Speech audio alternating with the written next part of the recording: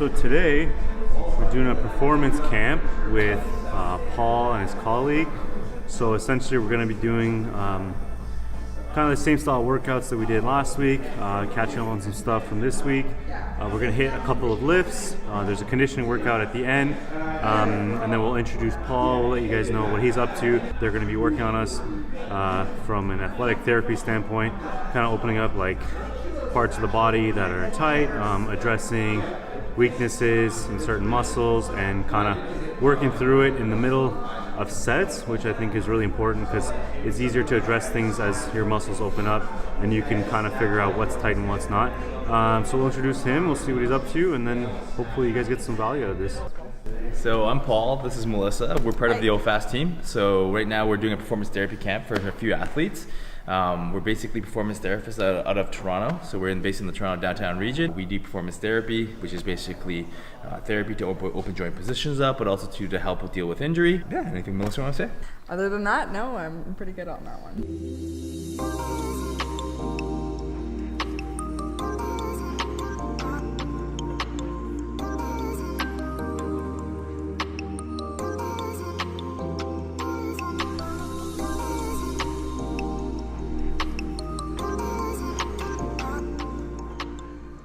Cool. I'm gonna grab the board, write down what we're doing today.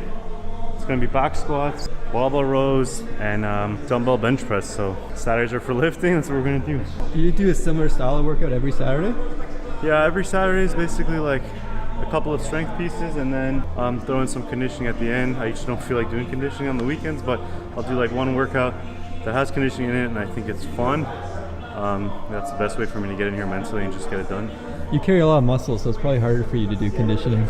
Yeah, I don't like running. Okay, so today we got a few simple things. Pendulum rows to start. Essentially, they're barbell rows all the way to the ground. Dumbbell bench press with a bit of a tempo, trying to get a nice contraction today. And then we have 15 minutes of back squats. We're gonna build to essentially heavy 5 reps. And then based on that at the end, we're gonna do one set of max effort, as many as we can do at 85% of what we built up to there. That'll sum it up for the strength, so not too much. And then we have one conditioning workout at the end that's kind of into 3 parts, so it looks a little confusing. But essentially it's all done in 25 minutes with 5-minute intervals and 5-minute rest. So we'll do 5 minutes, we'll row 40 calories, and then we'll do an AMRAP, as many reps as possible, with 12 deadlifts at 185 pounds, and then 8 box jump overs with a 24-inch box. We'll rest 5 minutes, we'll repeat that. The calories go down a bit for the row to start, but the weight gets heavier for the deadlift.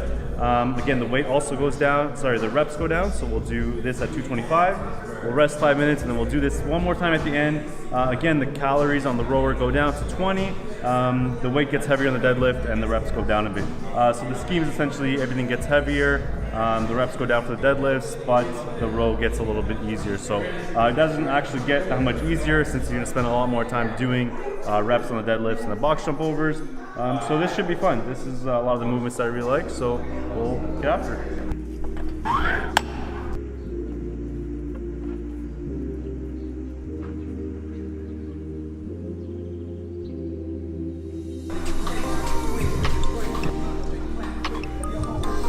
Justin, Hey, how's it going? good.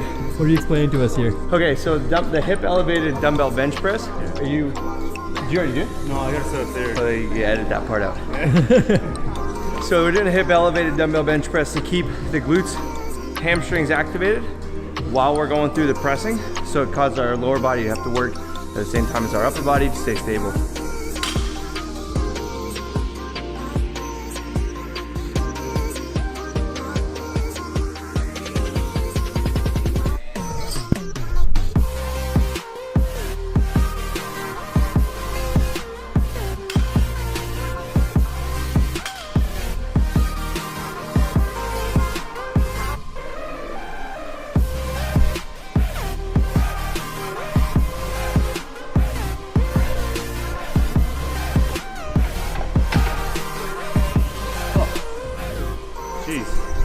Okay, so I basically have been strict like keto and intermittent fasting for about 2 weeks now. I usually try to go 2 weeks strict, lots of exercise, and then I'll do like a day where it's kind of like a cheat day, but it's more tailored towards recovery. So monitoring like carb intake, water intake, So today happens to be that day. So I had some orange slices before I got in here, kind of prepare my body and my liver for it. And I'm gonna be drinking tonight.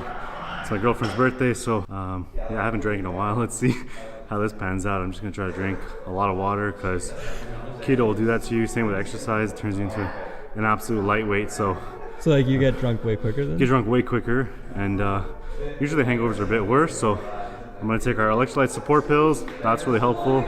Drink a lot of water, and then I usually drink vodka soda because it hydrates you kind of as you go. I think that's the best excuse for a drink. Tequila's good too. Tequila's good too. Any liquor like gin, tequila, whiskey, vodka by itself, no flavors. They're usually around 60 calories a shot. So just drinking lots of water and being careful with what you eat. It's probably the most responsible way to drink, so I'm gonna try that tonight and see. Yeah, don't end up at like Burger Priest or Big Smoke. Yeah, I just gotta avoid the late night McDonald's and I should be okay. Better, so this is like, I broke this snowboarding. Oh, really? Really? I don't know if you can tell.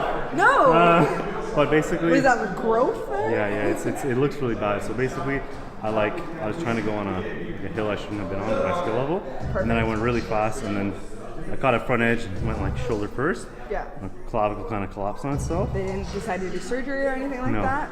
I went to a hospital late at night. It was like How many years ago? 7 years ago now. Okay, so you're 20. Okay. Yeah. So Alright. basically, when I do front rack workouts, heavy cleans, push presses, anything that like collapses back on the collarbone, Right. it gets bruised. And like recently, it feels like it's protruding more than it used to. So this is not a normal protrusion. This is like pretty average for me now. Pretty average. And it gets worse when I do. Okay, so you're gonna sit up nice and tall. Are you right arm dominant or left arm dominant? Right. Okay, and then I think Justin said you also did karate. Yeah. Do you still do karate? No. At least something, Yeah. something's up. I mean, Perfect. yeah. Okay, so what I want you to do, let's go both shoulders all the way up. How's that feel? This one's tight. My overpressure line? That's okay. And push your arm out. How long have you been doing CrossFit for? I think about 3 years now. 3 years? Yeah. How did you get into it? How did I get into it? Yeah. I have a twin sister. You're a twin sister. Yeah, so she started like 3-4 months before me, maybe a bit more. And then she's like, come try a class. And I was like, no way, like, I don't like doing cardio. And so I came in and tried it, and like, I remember the first workout, I nearly threw up. It was so bad. But I remember my sister beat me, so I was like, I gotta come back until I get better than her. Yeah. So I'm still working on that. You're still working on Yeah, trying to get better It's than been her? 3 years, but I haven't made some progress yet. Feel better? Up for me? How's it feel good. to top? Feels better? Better, yeah, a lot better. So again, I can't do anything about the growth, but I can release the muscles that have attachment to it, so it just allows things to be free or a little more flowing or allow it to go up through it. Here, push your arm out. Hey, you can put that on Am I film. stronger now? There you go. Okay. Yeah. All right. Any last words? No, wish me the best. Wish me good luck.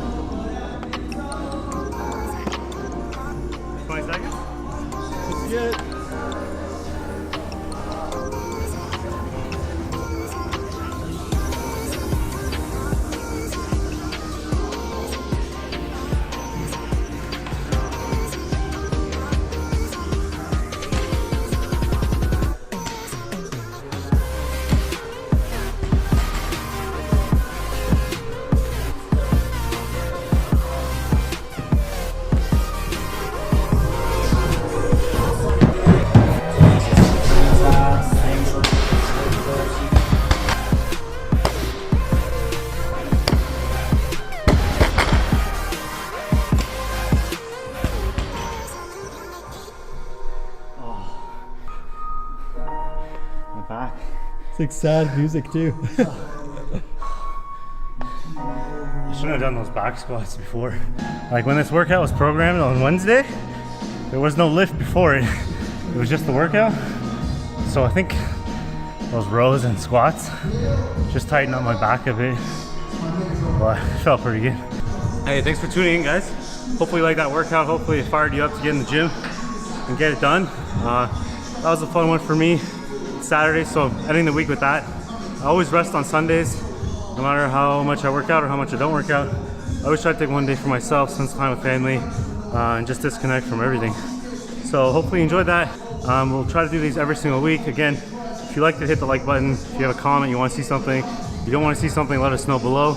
And next week or the week after, I'll try to go more in depth with food, fasting, basically how I eat to not just get lean, but to perform.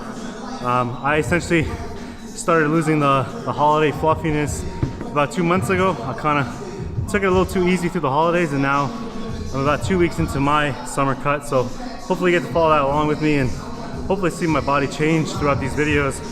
So I'm about 2 months in, and I'll share with you guys how I fast, what I do when I fast, supplements I take before the gym, during my fast, morning, night, how I prepare for workouts, meal timing, and what I eat in terms of like keto, which is how I eat 90% of the time.